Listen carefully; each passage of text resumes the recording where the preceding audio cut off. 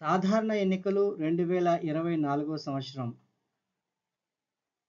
Micro అబ్జర్వర్గా నియమింపబడినటువంటి అధికారులకు ఈ video చక్కగా ఉపయోగపడుతుంది.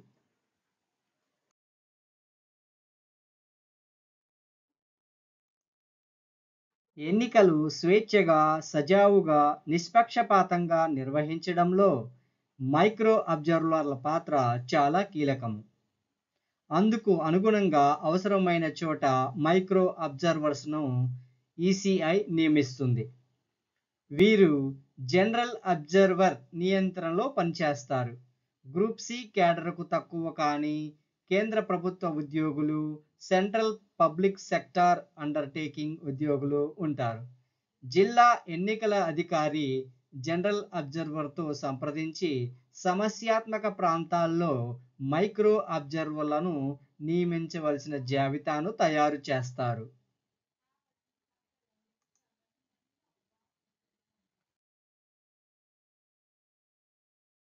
మైక్రో అబ్జర్వర్లు వెబ్కాస్టింగ్ పోలింగ్ స్టేషన్కు ప్రత్యేక సదుపాయాలు. వీరికి సొంత నియోజకవర్గంలో డ్యూటీ వేయరు. వీరు కూడా పోస్టల్ బ్యాలెట్ ద్వారా ఓటు వేస్తారు. వీరికి జిల్లాకు ఒక నోడల్ అధికారి ఉంటారు. తన బాధ్యతలను సక్రమంగా నిర్వహించాలంటే వీరికి పోలింగ్ అధికారుల విధులు అన్నీ తెలిసి ఉండాలి. పోలింగ్ ప్రక్రియపై పూర్తి స్థాయిలో శిక్షణ ఇవ్వాలి. పోలింగ్ ప్రక్రియను పరిశీలించి నివేదికలు తయారు చేసే పనిపై శిక్షణ ఇవ్వాలి. సాధారణంగా వీరికి జనరల్ అబ్జర్వర్ ట్రైనింగ్ ఇస్తారు. 2 ట్రైనింగ్ క్లాసులు ఉంటాయి. వీరికి జిల్లా ఎన్నికల అధికారి గుర్తింపు కార్డులు ఇస్తారు. ఈసీఐ నిర్ణయించిన మేరకు గౌరవ వేతనం ప్లస్ టీఏడీఏలు ఉంటాయి. రిసెప్షన్ సెంటర్లో ఆర్ఓ గారు ఇవ్వాలి.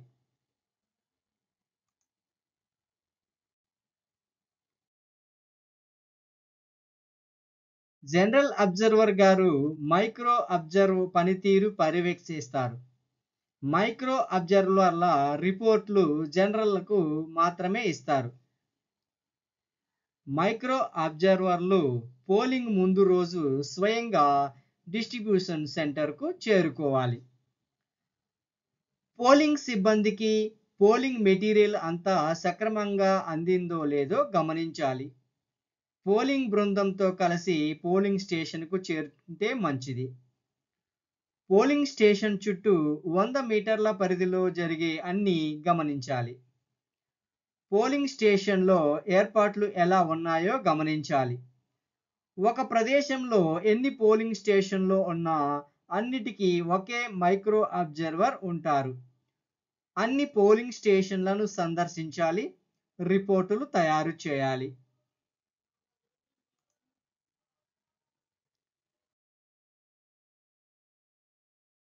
అన్ని పోలింగ్ సెంటర్లోని పోలింగ్ ఏజెంట్లకు మనము అందుబాటులో ఉన్నామనే విషయం వారికి తెలియజేయాలి. వారికి ఏ సమస్య ఉన్నా మన దృష్టికి తీసుకువస్తారు. పోలింగ్ ప్రారంభానికి కనీసం గంట ముందు పోలింగ్ స్టేషన్కు చేరుకోవాలి. ముందు రోజు రాత్రి అక్కడే ఉంటే ఇంకా మంచిది. పోలింగ్ స్టేషన్ వద్ద సౌకర్యాలు, భద్రత ఎలా ఉందో గమనించాలి. మాక్ పోల్ పరిశీలించాలి. ఈసీఐ నిబంధన మేరకు జరుగుతుందో లేదో గమనించాలి. మాక్ పోల్ ఏ సమయంలో ప్రారంభమైందో గమనించాలి. మాక్ పోల్ సర్టిఫికెట్ రాశారో లేదో గమనించాలి. మాక్ పోల్ సర్టిఫికెట్ పై పిఓ ఏజెంట్స్ సంతకాలు ఉన్నాయో లేదో గమనించాలి.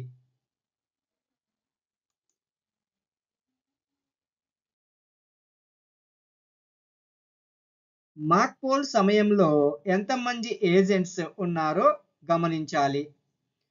పోలింగ్ ఏజెంట్స్ నియామకాన్ని పర్యవేక్షించాలి. ఒక అభ్యర్థికి సంబంధించి ఒకరి కంటే ఎక్కువ మంది ఏజెంట్స్ లోపల ఉంటే బయటకు పంపించాలి. అన్ని విషయాలను నోట్స్లో రాసుకోవాలి. మైక్రో అబ్జర్వర్ ఎట్టి పరిస్థితుల్లో కూడా పోలింగ్ అధికారుల డ్యూటీ చేయకూడదు. మాక్ పోల్ తర్వాత కంట్రోల్ యూనిట్లోని ఓట్లను రిజల్ట్ చూపిన తర్వాత డిలీట్ చేయటం పర్యవేక్షించాలి.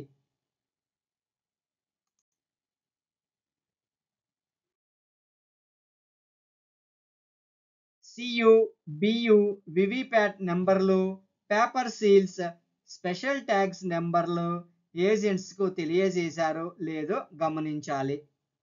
వివిప్యాట్ స్లిప్స్ ప్రాసెస్ ప్రకారం సీల్ చేశారో లేదో గమనించాలి. అన్ని సీల్స్ మీద పిఓ ఏజెన్సీ సంతకాలు పెట్టారో లేదో గమనించాలి. ఏజెంట్స్ పాసులు ఇచ్చారో లేదో గమనించాలి. ఏజెంట్స్ రాకపోకల షీటును రాస్తున్నారో లేదో గమనించాలి. ఓటర్ల గుర్తింపు ఈసీఐ మార్గదర్శకాల మేరకు జరుగుతుందా? ఎపిక్ ఇతర గుర్తింపు కార్డులు పరిగణలోకి తీసుకుంటున్నారా? మార్కుడు కాపీపై ఎంట్రీలు కరెక్ట్గా ఉన్నాయా గమనించాలి.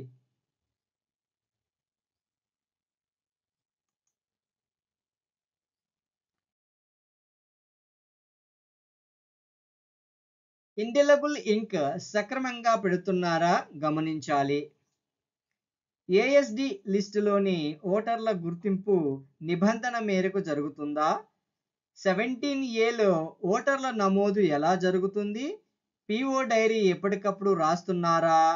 పోలింగ్ స్టేషన్లోకి అనధికార వ్యక్తులు ఎవరైనా వస్తున్నారా? ఓటింగ్ కంపార్ట్మెంట్ రహస్య ఓటింగ్ విధానానికి అనుకూలంగా ఉందా? ఈవీఎంలను అన్నిటినీ సక్రమంగా సీల్ చేశారా లేదా? ఓటింగ్ కంపార్ట్మెంట్లో తగినంత వెలుతురు ఉందా?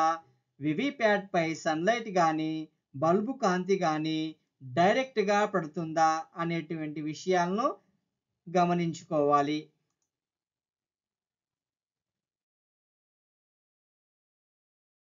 ఈవీఎంలను బల్లపై ఉంచారా, కింద ఉంచారా? పోలింగ్ ఏజెంట్స్ ప్రవర్తన ఎలా ఉంది? ఏజెన్సీ కాని అభ్యర్థులు కానీ పోలింగ్ అధికారులపై ఏమైనా ఫిర్యాదులు చేశారా? పరిశీలనలో ఏవైనా ఉల్లంఘన కనిపించినా, పోల్ విఫలం అవుతున్నట్లు భావించినా అందుబాటులో ఉన్న కమ్యూనికేషన్ ద్వారా జనరల్ అబ్జర్వర్కు తక్షణము తెలియచేయాలి. వేరే వారికి సమాచారము ఇవ్వకూడదు. నిర్ణీత ఫార్మేట్లోనే నివేదికలు పంపించాలి. 17A పిఓ డైరీ పరిశీలనతో పాటు మైక్రో అబ్జర్వర్ రిపోర్టును పరిగణలోకి తీసుకొని రీపోల్ నిర్ణయించవచ్చు.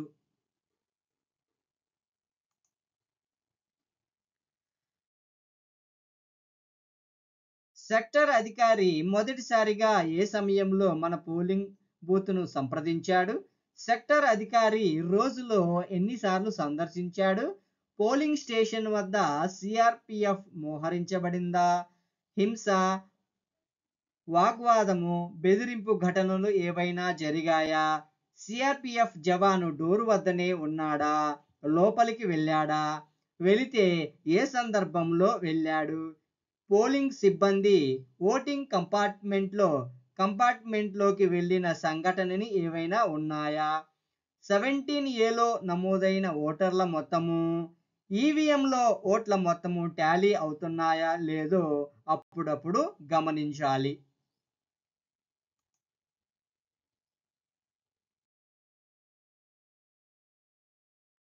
ఓటర్ల ప్రవాహం ఏ సమయంలో ఎలా ఉంది? మధ్యాహ్నం 3 గంటల తర్వాత ఎలా ఉంది?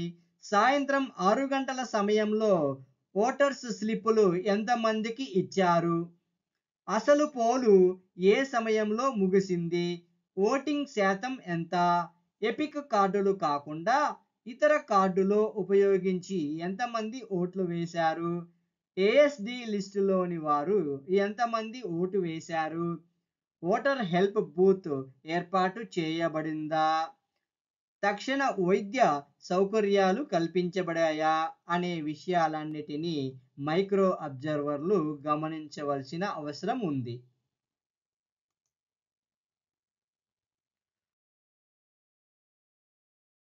వంద మీటర్ల పరిధిలో ప్రచారం చేసిన ఘటనలు ఏమైనా జరిగినాయా? ఓటర్లను ప్రలోభపెట్టిన సంఘటనలు ఏవైనా జరిగాయా? ప్రకృతి వైపరీత్య సంఘటనలు ఏవైనా జరిగినవా?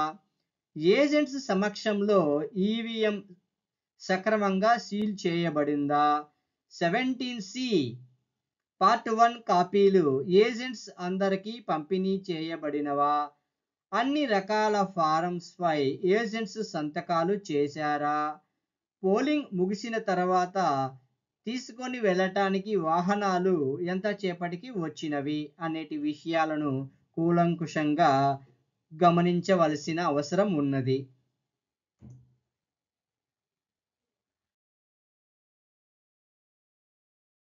తగిన సెక్యూరిటీ ఉందా? మొదలైన అనేక విషయాలపై తన అభిప్రాయాలను ఖచ్చితంగా రాయాలి. పోలింగ్ బృందంతో పాటు రిసెప్షన్ సెంటర్కు చేరుకుంటారు. అబ్జర్వర్కు నివేదిక ఇస్తారు. Signature of the micro observer, name, designation, phone number, date and time, polling station number, assembly segment number. ఈ విధంగా మైక్రో అబ్జర్వర్లు పోలింగ్ యొక్క సరళిని ప్రతి దానిని జాగ్రత్తగా గమనించి పోలింగ్ యొక్క నివేదికలను సెంట్రల్ అబ్జర్వర్లకు ఇవ్వవలసి ఉంటుంది. Thank you.